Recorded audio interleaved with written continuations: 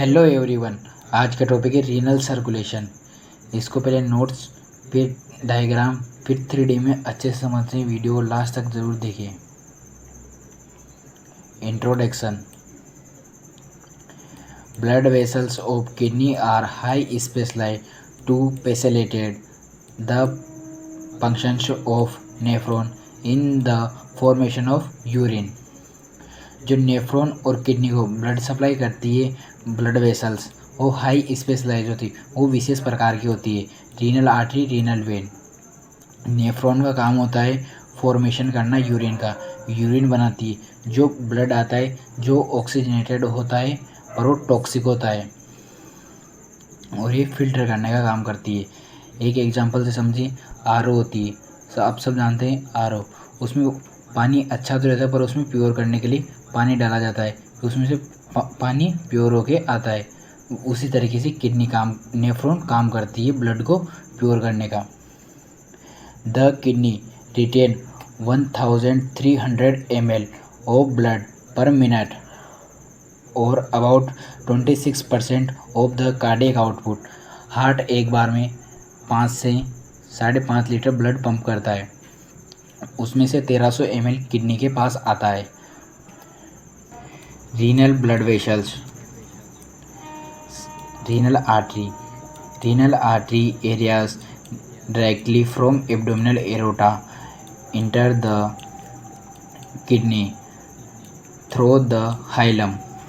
जो abdominal aorta होती है उससे रीनल आर्टरी बनती है, ये रीनल आर्टरी।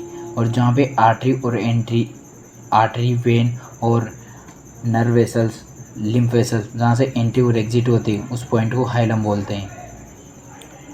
ये और भी ऑर्गन में होते हैं किडनी के अलावा। Segmented artery. Segmented artery subdivision into intralobular artery.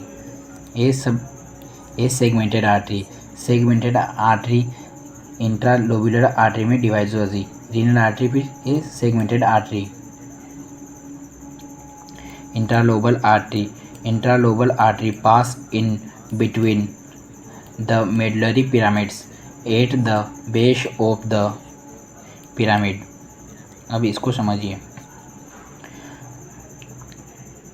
ये इंट्रालोबल आर्टरी जो सेगमेंटेड आर्टरी होती है, सेगमेंटेड आर्टरी आगे जाके इंट्रालोबल आर्टरी बना लेती है। ये मेडुला कोर्टेक्स में, मेडुला में होती है। Acute artery. Each acute artery give rise the intralobular artery. जो एक्यूट आर्टरी होती है वो इंट्रालोबुलर आर्टरी बनाती है। ये acute artery, acute artery intralobular artery में डिवाइड होती है जो कोर्टेक्स को ब्लड सप्लाई करती है। Intralobular artery. Intralobular artery run through the renal cortex perpendicular to arcuate artery. फिर ये इंट्रालोब्यूलर आर्टरी आगे जाके इफरेंट आर्ट्रियोल फिर ग्लोमेरुलस बना लेती है। एक किडनी का 3D मॉडल है। रीनल आर्टरी जो एब्डोमिनल आर्टरी से, एब्डोमिनल एरोटा से ब्रांच बनाती है रीनल आर्टरी। ये segmented artery. Renal artery divide होके सेगमेंटेड आर्टरी बनती है। ये इंट्रालोबल आर्टरियल जो मेडुलरी पिरामिड्स को ब्लड सप्लाई करती है। फिर फोर्थ आती है एक्यूट आर्टरियल। फिर इंट्रालोब्यूलर आर्टरी। ये इंट्रालोब्यूलर आर्टरी ये किडनी का कोर्टेक्स वाला पार्ट है, ये मेडुला है। तो कोर्टेक्स में नेफ्रॉन होती है तो इफरेंट आर्ट्रियोल और ग्लोमेरुलस एफरेंट आर्ट्रियोल बनाती है इंट्रालोब्यूलर आर्टरी। ऐसी 3D वीडियो देखने के लिए हमारे चैनल को सब्सक्राइब करें और मेजर कैलिक्स, माइनर कैलिक्स और ये यूरेथ्रा, जहाँ से आर्टरी और वेन एंट्री और एग्जिट होती है उस पॉइंट को हाइलम बोला जाता है। Renal artery, segmented artery, intralobar artery, acute artery, intralobular artery.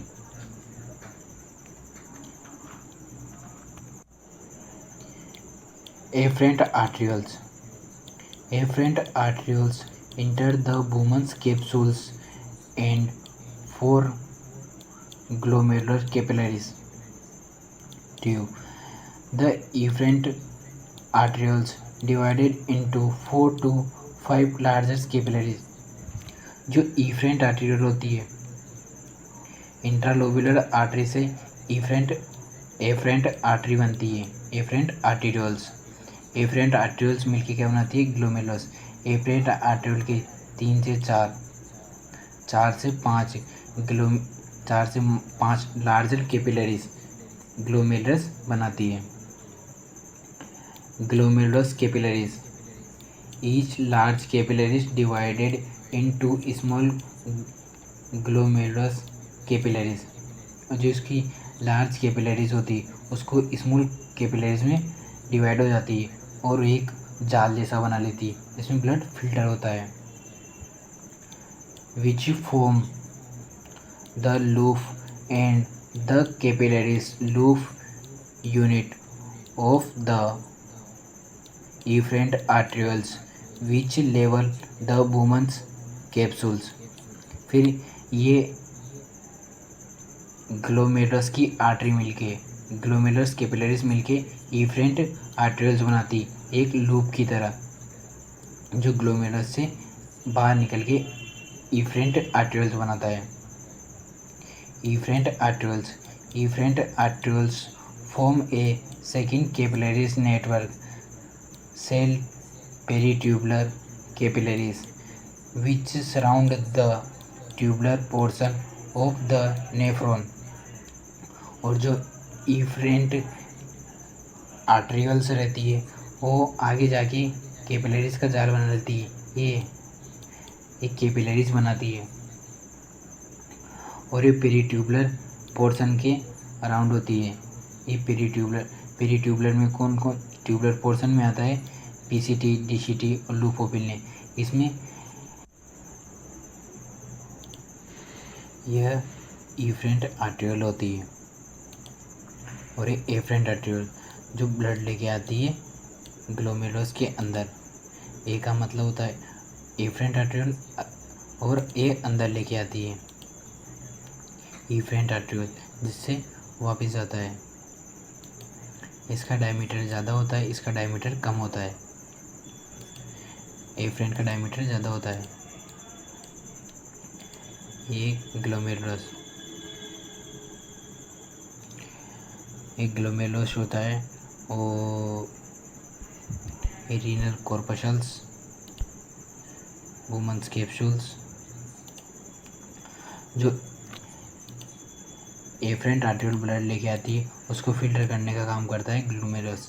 ये स्मॉल कैपिलरीज में बना लेती है, एक कैपिलरीज का जाल होता है, ये एक कैपिलरीज में डिवाइड कर लेती है। ये PCT proximal convoluted tubule.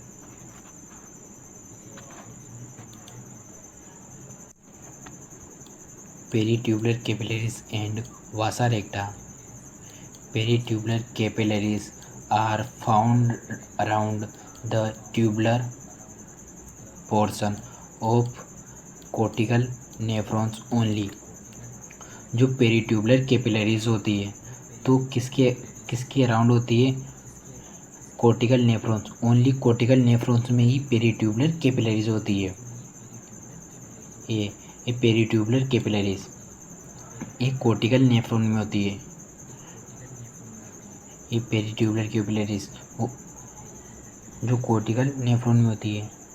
The tubular portion of juxtamedullary nephrons capillaries cell vasa recta. और जस्टामेडुलरी नेफ्रॉन में वासा रेक्टा होती है। वासा रेक्टा और पेरीट्यूबुलर कैपिलरीज में इतना सा डिफरेंस है, जिसका लूप ऑफ पिलने जस्टामेडुलरी नेफ्रॉन का लूप ऑफ पिलने लॉन्ग होता है तो उसमें वासा रेक्टा होती है। जो इसके नीचे होके आती है वो वासा रेक्टा होती है, और जो ऊपर से ब्लड सप्लाई करती है असेंडिंग डिसेंडिंग लिम्फ को, और जिसका लूफोफिल शॉर्ट होता है कोर्टिकल नेफ्रॉन का, उसमें वासा रेक्टा नहीं होती, उसमें पेरिट्यूबुलर कैपिलरीज ब्लड सप्लाई करती है। इन नेफ्रॉन ये पेरिट्यूबुलर कैपिलरीज होती है, ये वासा रेक्टा होती है। जिसका लूफोफिल लॉन्ग होता है उसमें वासा रेक्टा होती है। जस्टामेडुलरी नेफ्रॉन का वासा रेक्टा लॉन्ग होता है, उसमें वासा रेक्टा होता है, उसमें लूफोफिल लॉन्ग होता है। और afferent arteriole are collecting duct.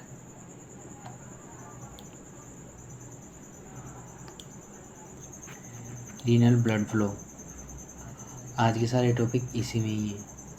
Abdominal aorta से रीनल आर्टरी, फिर सेगमेंटेड आर्टरी, इंटरलोब्युलर आर्टरी, फिर acute artery, interlobular artery, efferent arteriole और ग्लोमेरुलस कैपिलरीज होती है जिसमें डीऑक्सीजनेटेड ब्लड होता है ना,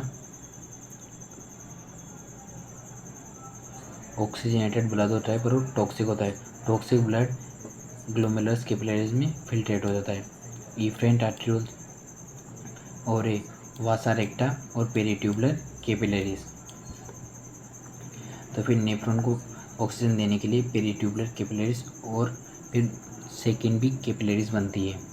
ये वेनस सप्लाई है, फिर ये इन्फीरियर वेना कावा में जाती है। ऐसी वीडियो देखने के लिए हमारे चैनल को सब्सक्राइब करें। ऐसी इंफॉर्मेटिव और 3D नोट्स, डायग्राम और 3D के साथ वीडियो को ज़्यादा से ज़्यादा शेयर करें, लाइक करें। Thank you.